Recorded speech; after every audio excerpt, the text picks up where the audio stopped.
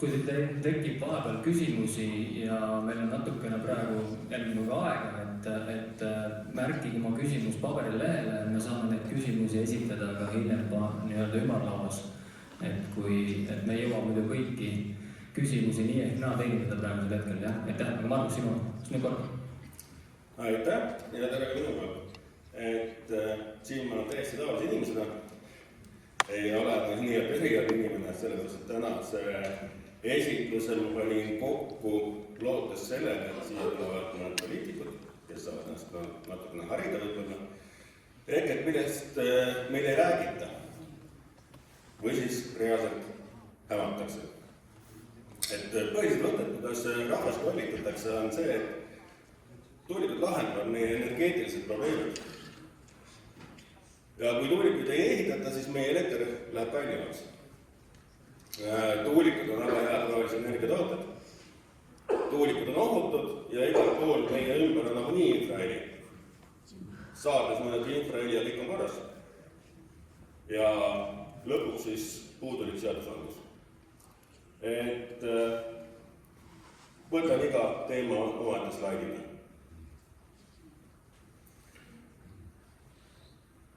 Esimene, siis selline punkt, mismoodi üritatakse rahvale tuulikud maha müüa, on see, et kui tuulikud ehitada, siis meil elekter on kallimas. Reaalsus on teine. Reaalsus on see, et kui tuulikud ehitatakse, siis meil hakkavad probleemid alles tekkima. Minimaalne elektri hind, kuhu ei ole nagu arvestatud lisaenergia võimsuste ehitamist, ei saa olla suuta olla 10 sendi kilovati kohta. See, mida räägitakse mingist müstilisest 4 sendist, 6 sendist, on puhas jama. See saab olla jah niimoodi, aga see ongi siis niimoodi, et meie saame kõik kahjud pärast kinni maksta. Et arendajad saavad raha ja Eesti riik ja vallad maksavad kahju. Põhiprobleem tuulikutega on see, et kui nad energiat toodavad. Et oma eelmistes ettekannetes ma olen hästi palju numbritesse süvenenud ja reaalsus on see, et praegused tuulepargid, mis meil on, annavad maksimaalselt 20-28% oma maksimaalsest energiatootlikkusvõimekusest. Ehk et kui see tuulik toodaks kogu aeg energiat maksimaalse võimsusega, siis ta toodaks 100%, aga reaalselt praegu nad toodavad 20-28%. Aga mis siis ülejäänud 70% saab, kus me selle elektri võtame? Et mida rohkem me tuulikuid teeme, seda suuremaks see probleem läheb, sellepärast, et ühel hetkel tootakse üle elektrit, aga teisel hetkel paari päeva pärast on kõik puudu. See elektrit kuskilt saada. Ja väga tihti on probleemid päris suurte piirkondadega, et on tuulevõimsused. Ja üks väga oluline asi, millest rahvale räägita, on see, et millal tuulikud saavutavad oma maksimaalse tootlikkuse. See on umbes 10 meetrit sekundis tuulega. Alla selle, 2 meetrit sekundis läheb tuulik tööle, aga tema tootlikkus väga väike. Ja sellised keskmised tuulikud, mis meil praegu on, need seisatakse tuule kiiruse juures 25 meetrit sekundis. Suured tuulikud, mida tahetakse ehitada, kuulu järgi seisatakse varem. Sellepärast, et pinnad on suuremad ja tuule mõju tuuliku labadele ja mastile on oluliselt suurem kui väikse tuulikul, mis on madal. Et kuna meil on ikkagi energiat puudu, siis see tähendab seda, et me peame ehitama lisaks veel ühe elektrijaama võrgu. Hetkel öeldakse, et teeme gaasi. Väga hea. Kas Eestil on gaasi? Minu taas ei ole. Gaasi peame kõik sisse ostma. Ja kas Eestis on üldsegi maagaasi mahuteid? Õige. Ei ole. Lähimal Lätis. Jällegi probleem. Et need on need põhilised sellised asjad, mis on mul endal välja tulnud, kui ma olen kuulanud, mida meile poliitikud räägivad. Ja viimane rida on eriti hea, et miks peab doteerima tulusat äri. Meile tahetakse rääkida, et tuulikute elekter on niivõrd odav, niivõrd hea, aga reaalsus on see, et ilma dotatsioonideta mitte keegi ei taha neid suuri parke ehitada, sellepärast, et see tasuvus on väga ebaühtlane. Aastate lõikes tuuleenergia tootmisvõimsus võib mingitel kuupäevadel kõikuda 20-30%. Ja ka aasta lõikes võib see kõikuda nii palju. Sellepärast, et ega meie kliima ei ole ühtlane. Üks aasta on tuulisem, teine aasta on vähem tuul ja nii see lõplik toodang siis kõigub tuulikutel. Ja kõik, mis tuulikutest puudu on, tuleb kuskilt saada. Tuulikud on väga hea rohelise energia tootud. Jah, tõsi on see, et siis kui tuulikud genereerivad elektrit, nad ei erita CO2 gaasi, mitte ükski midagi gaasi. Aga see CO2 tuleb kõvasti siis, kui tuulikud ehitatakse. Tuulikute eluiga ei ole väga pikk, võrreldes mõne teise energiatootmisallikaga. Et kui võtta suured elektrijaamad, näiteks tuumajaam, siis tuulikuid võib isegi võib-olla vaja olla 3-4 korda uuesti ehitada, et saada siis see tuumajaama eluiga kätte. Ja sama on tegelikult põlevkivijaamadega.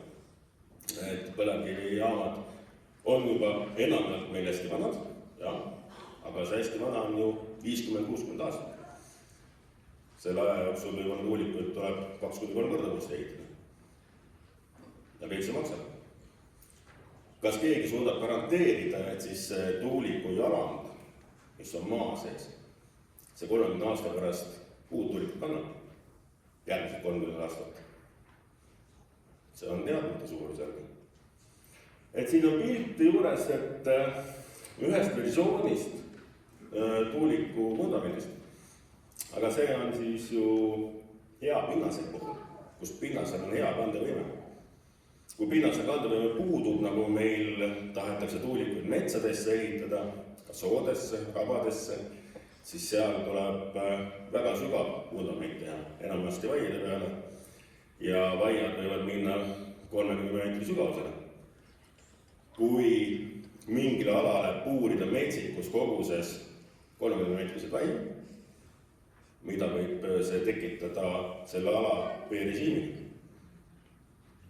Äkki keerame selle maal sood ja metsad tuksi. See on üks selline mõtlemise koht. Reaalselt. Tuulikud on ju sellised generaatorid, mis pöörlevad. Vabas looduses meil tavaliselt looduslikke objekte ei ole sellised, mis pöörleksid. Ja kõige suurem oht tuulikutel on ikkagi kurelistele kotkastele. Et siin eelmine ettekandja rääkis, et tema kodu lähedal on kotkaid. Väga hea. 1 kilomeetri kaugus. Need tuleb lihtsalt lasta veenvalt dokumenteerida ja valda viia. Et reaalselt seal on ka omad kaugused, kuhu võib seda tuulikut alles ehitada kotkaste elupaigast. Riiklikud huvid on siin. Kuidas? Siin on riiklikud huvid, siis ei loe. Ma olen järeldusele jõudnud. Riiklik huvi peaks olema see, et elu säiliks riigis. Ma olen nõus. Ja majandus õitseks. Et kui meil ei ole elu, siis meil ei ole midagi riigis. Lisaks, mis väga suure küsimärgi mulle on tekitanud veel on see, et kes utiliseerib tuulikut. Jah, riigitegelased ütlevad, et tuulikumanikud. Aga teeme sellise väikse konstruktsiooni, et tuuliku eluiga sai läbi, tuulapargi eluiga sai läbi, firma pankrotis, omanikku ei ole, õige, vaheldud. Palju õnne vallale. Iga tuuliku maha võtmine maksab miljoneid. ja kõige parem nali selle asja juures on see, et tuulikulabad, neid utiliseeritakse läbi hakkuri ja ladustatakse maa alla. Alles tehti.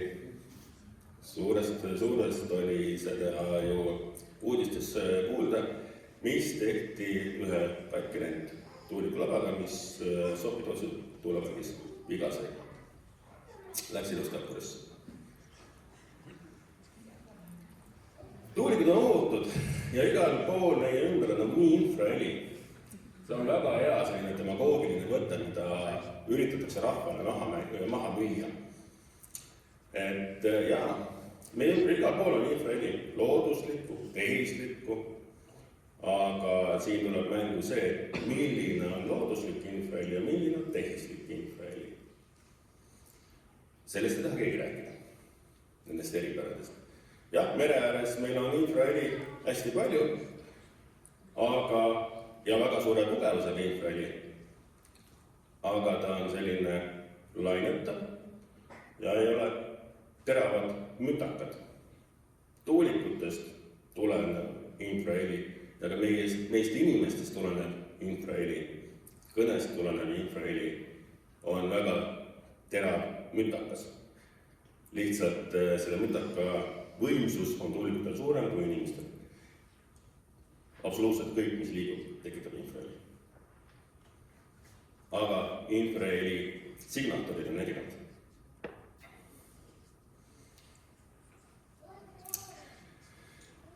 Et nii palju, kui mina olen asjast aru saanud, siis kahjulik ongi see, et tuulikutest tulenev infraheli on impulsiline.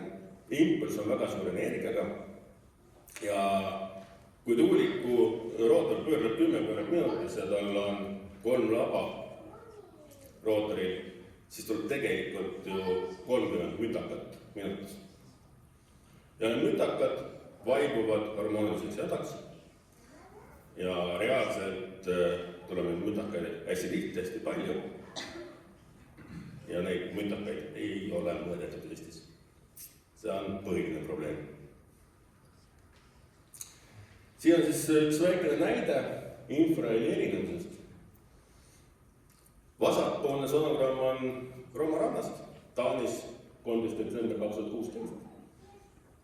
Ja parempoolne sonogramm on siis tuulikute lähedalt. Ma ei hakka teda nime vähendama. Ei ole minu keele. Et näete väga hästi, et tegelikult tuulikutest tulenev infraheli on teravad mütakad,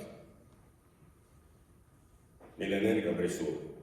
Ma ei tea, kui suured tuulikud need olid, mida mõõdeti, mille mõõdete sonogramm teile siin näha on, seda ma ei oska teile praegu öelda, aga nad olid väiksemad kui meile planeeritud. Selles hetkel maailmas ei ole nii suuri tuulikuid väga palju tehtud. Probleem nende heli mõõtmiste juures on see, et õiget infraheli mõõtmist on väga keerukas teha, see on väga kallis. See on see põhjus, miks seda ei ole Eestis tehtud. Eestis vist isegi puudub kompetents reaalselt sellise asja tegemiseks. Et saartes mõõdeti infraheli. Jah.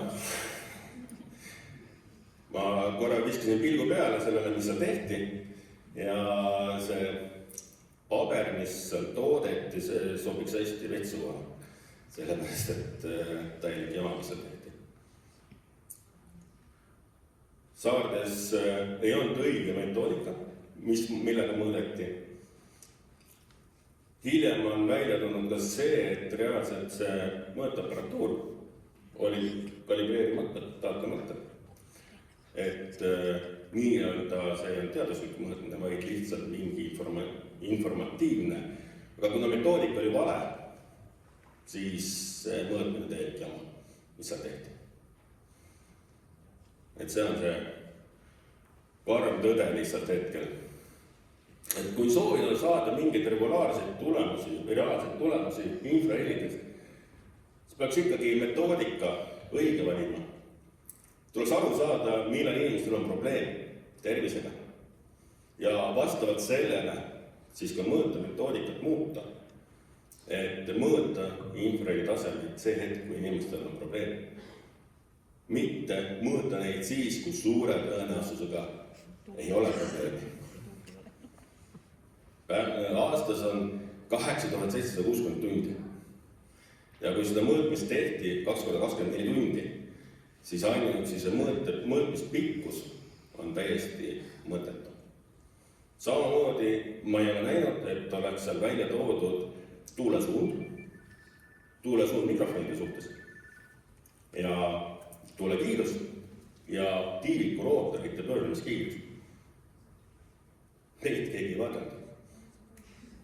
Jällegi, metoodiline viga. Ja veel üks komponent selles suures demagoogia hädas. Mõõtmised tuleb teha öösel. Miks öösel? Üleüldine foon, helide foon on madal. Ja mõõtmised tuleb teha alla tuult. Selles, et heli läheb kandub tuule suunas kaugemal. Et kui ka neid kahte väikest nüanssi eiratakse, siis ongi juba jälle mõttetu mõõtmine, mõttetu ajaraisk. Ja ametlikest allikatest ma ei ole näinud, et oleks keegi üritanud analüüsida inimeste probleemi kuupäevasid, tuulesuundasid, tuulekiirusid. Seda ei tehta. Miks? Miks seda ei tehta? On minu küsimus. Aga meil on siin saalis poliitikud, kes võiksid need asjad üles tõstatada, eriti kohalikud poliitikud, regionaalsed, selleks, et mina näen seda, et nende andmete pealt, mida meile esitatakse, ei tohiks mitte mingeid otsuseid teha. See on täielik jama. Kokkuvõtteks, mida mina arvan sellest kõigest. Et kõik uuringud reaalselt meil tehakse hetkel sedasi, et probleemid välja tuleks. Või probleemid oleksid võimalikult väikesed. Teine probleem on ka KMH-des, kus võetakse mingeid subjektiivseid hinnanguid objektiivselt täpselt vaatamata. Ja kui öelda, et see hinnang on vale, mida te olete andnud, siis öeldakse, et ei, see on õige. Ja ei arvestata mitte midagi. See on järgmine probleem, et kui KMH tegijad eiravad kõike kriitikat, siis järelikult see on probleem. Miks eiratakse? Ja ma arvan, et see probleem ei ole mitte selles, et see kriitika oleks mõttetu, vaid seal on ikkagi hinnangutusprobleemid sees. Enne kui ei ole veenvaid mõõtmistulemusi õige metoodikaga, metoodika ei oleks korralikult lahti kirjutatud ja põhjendatud, miks just niimoodi mõõdeti, et siis jällegi mina kohaliku poliitikuna ei suudaks teha otsust selles kasuks, et kas teha need tuuleparki või mitte teha. Veenvaid analüüse ma ei ole näinud mitte kuskilt. Räägitakse nendest numbritest, andke valemid, andke algandmed. Te keegi ei anna. Meie peaminister ütleb selle kohta, et ärgem süübigem väga numbrimaagias. Aga energeetika, mis energeetika on? Puhas numbrimaagia. Kui energeetikas numbrid kokku ei lähe, siis ongi asi jama. Siis tuleb kustu, kui energeetikas numbrid kokku ei lähe. Ja minu arvamus on see, et kohalikud poliitikud peavad esitama reaalseid teravaid küsimusi nii arendajatele kui ka riigile ja nõudma adekvaatseid vastuseid. Ma olen käinud mõnedel koosolekutel ja need vastused, mis on tulnud olla ametnikelt, on pehmelt öeldes piinlikud. Need ei ole vastused. See on puhas demagoogia, mis tuleb. Usu pealt ei ole võimalik energeetikat teha. Energeetika on siiski numbrimaagia. Ja usk siin ei aita. Me võime panna mitu küünalt kirikusse, aga kui võimsust ei ole, elektrit ei ole, siis seda ei ole. Kui tuult ei ole, päikest ei ole ja meie naabritel ei ole piisavalt energiatootmisreserve, et meid hädast välja aidata, siis meil elektrit ei ole lihtsalt. Küünalt siin ei aita, kahjuks. Ja kõige olulisem, kuna seadusandlus on juba jama, ei ole reguleeritud, on müra reguleeritud ainult liiklusmüra tasemel, mis kõlbab ainult linnaoludesse, et siis tegelikult peaksid kohalikud poliitikud nõudma seda, et seadusandja teeks seadused korda. Ennem ei ole võimalik mitte mingeid otsuseid teha. Ja minu arvates ei ole see täiskasvanud käitumine, kui saadakse aru, ma vähemalt loodan, et saadakse aru, et seadustes augud sees, seadused on puudulikud, aga öeldakse, et me teeme kõike seaduste järgi. Andke andeks, see ei ole täiskasvanud. Vähemalt võiks tunnistada, et jah, seadus on puudulik. Ja lõpetuseks natukene teravamad read, et jah, eriti kohalikud poliitikud, et hetkel on suur pall nende väravas, et nad võiksid suureks kasvada. Reaalselt huvitud asjadest ja endale asjad selgeks teha, ennem kui hakkate otsuseid tegema. Sest et need otsused, kui need otsused valesti lähevad, siis on väga halvad tagajärjed. Just energeetikas, inimeste ja üldse looduse tervises. Aitäh!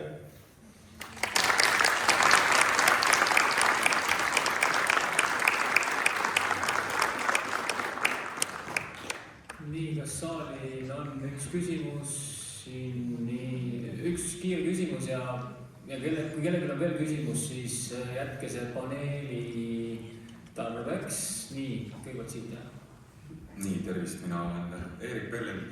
Tahtsin natukene hoogu juurde anda meile, et Margus ütles väga olulise asja välja, et kõik uuringud tehakse nõnda, et probleemid välja ei tuleks. Ja minu arust sellest me ei saa edasi ega üle vaadata ja olles selle tuuliku teemaga siis põhjalikult tegelenud, tean, et siin saalis on rohkem kompetentsi kui Riigikogus, kui Keskkonnaministeeriumis. Kliimaministeerium on raske öelda. Aga Kalle Grünthal ütles, et kas me teame, miks see protsess on tagurpidi käinud läinud. Et kuidas me saame seda nii teha? Et kui meretuuliku subsiidiumitega juba jäädi vahele, 2,6 miljardit on riigieelarvest üüratu summa. Sinna kõrvale jäeti ütlemata, kuidas võrgutasu tõuseb, kuidas liini ehitustasu circa 10 miljonit on Martin Helme öelnud, mis see lisaks sinna juurde. Mina ütlen, et me tegelikult teame, millist mõju tuulikud meil omavad, et me ei pea tegema nullist uut uuringut või et ootame neid saarte uugimusi ja siis saame teada, kuidas kõik on turvaline. Vändra omavalitsusjuhtide koosoleku järgselt andis Yoko Alender siis intervjuu televisioonile, kus ta siis ütles, et me paneme või laseme siis neil tõestada, et infrahelil ei ole mõju. Ehk siis, kui sa paned sellise uurimuse küsimuse ja püstituse juba, siis see näitab juba, et sa ei ole erapooletu.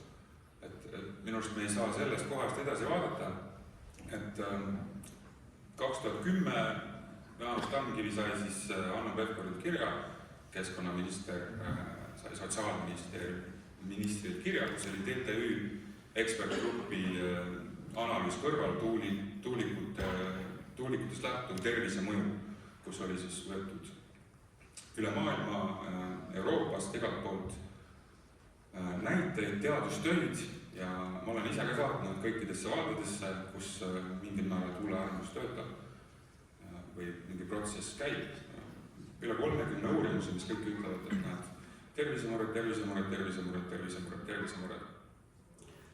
Ehk siis, kui meil kuskil maailmas on tõestatud, et tuulikutel on negatiivne mõju inimeste tervisele või loodusele, üks kaalukamaid, mõjukamaid uurimusi selleks on Hiinas tehtud 2020 aasta uurimus, kus on üle 100 000 tuuliku üle 10 aasta või isegi rohkem kaua neid uuriti ja leiti, et kogu elusloodus, kogu elutegevus on pärsitud raku tasandil sellest tuulepargist. Me oleme ka elusloodus ja erinevad uurimused, mis näitavad siis sündimuse, arengu, selliseid mõjusid, mida me ei saa eirata.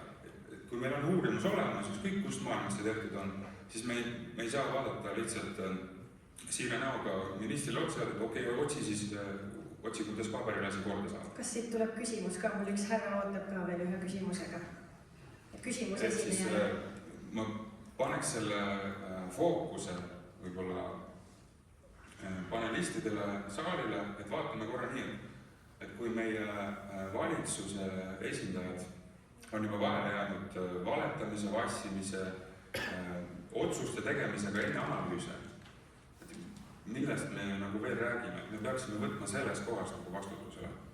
Et Margus ütles ka, et kuidas nagu tellimuse teadusega saab asjad nagu paika panna, et uuringud antakse, püstitatakse eesmärk leida, et mõju ei ole. No, just me ei pea kaugemale vaatama, küsimus on, et mida me siis nüüd edasi teeme. Ja mina olen neid uurimusi nii palju leidnud, et tuulikutel on negatiivne tervisemõju. See ongi meie küsimus, kuhu liigud südama, kuhu liigud Eesti ümarlauale, aga palun Kristo enne veel, kui me jätkame, et üks härra tõusis püsti juba, et ma annaksin küsimuseks seda. Jah, mul on küsimus kui elektriinsenerile.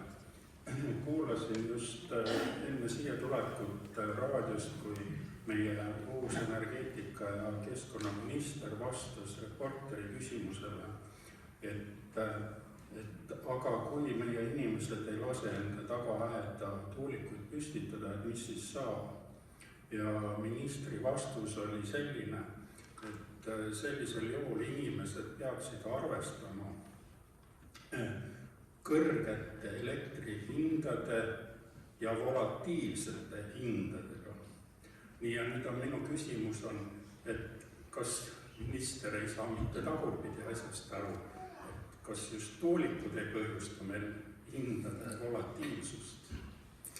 Või on see niimoodi, et tuulikud tekitavad meile ühtlase elektrihindu?